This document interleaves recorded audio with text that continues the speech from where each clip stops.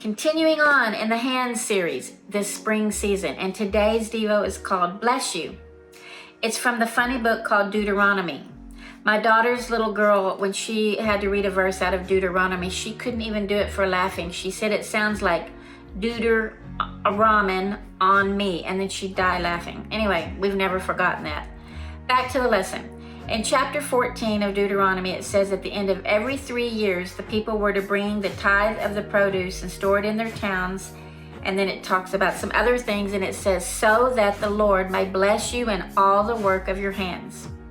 So here we see that when the people were blessed with abundance in the work of their hands, they were to share with foreigners, the fatherless, and the widows, so that they would be satisfied by blessing others.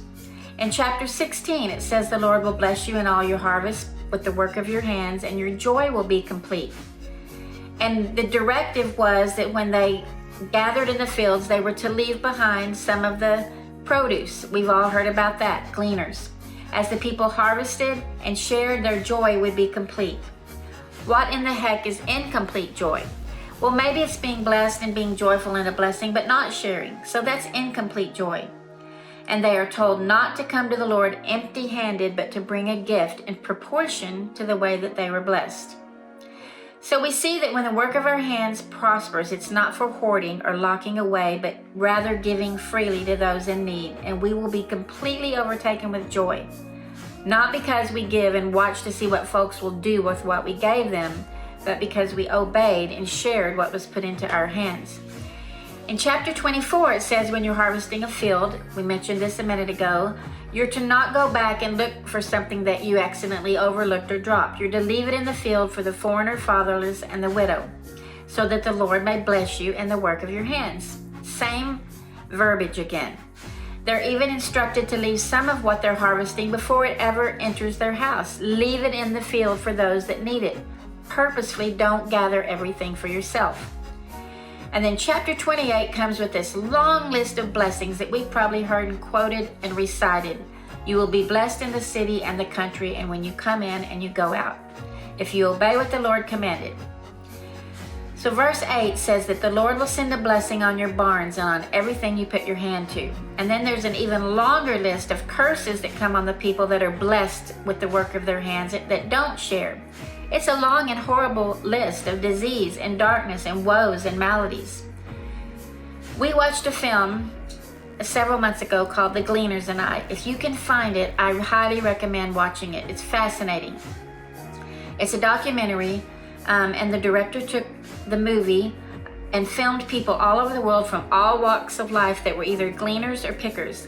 Gleaners are people that stoop over to pick what's left on the ground, and pickers are people that reach up in trees and pick what's left over in the orchards.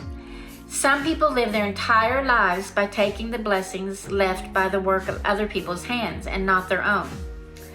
This filmmaker of the movie also realized that even though she wasn't poor in need, she was a gleaner because she was using her camera to take from these people pictures of how they lived. We're all gleaners or pickers. We are all at times foreigners, widows, fatherless, in need of fruit left in the fields. We need sustenance from which we can stoop over to enjoy or reach up to bag up, all because of this practice of sharing the work of our hands. And in the New Testament, Jesus spoke about our joy being full as well. He says if we love one another, our joy will be full. So I don't know about you, but I've experienced joy. Maybe it's been incomplete because I wasn't aware of this complete joy that's available. It seems to me that we are blessed and we are to leave some of those blessings, share some of them, and find complete joy in knowing that we've pleased the giver. And when we find ourselves in times of need where we have to glean and pick, we too glean and experience joy from the work of someone else's hands that shares with us with joy. And it lifts us up so that we can work again with our hands and share. It's this cycle.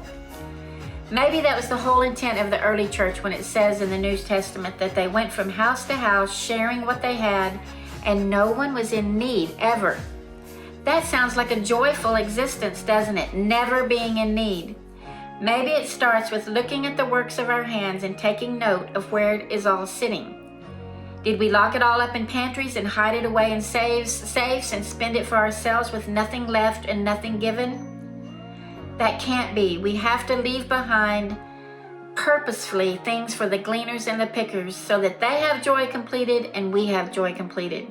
It's really something to think about as we pass this to the next generation, the work of our hands. As our kids observe what we do with the blessings and how they come right back over us in complete joy when we give them away.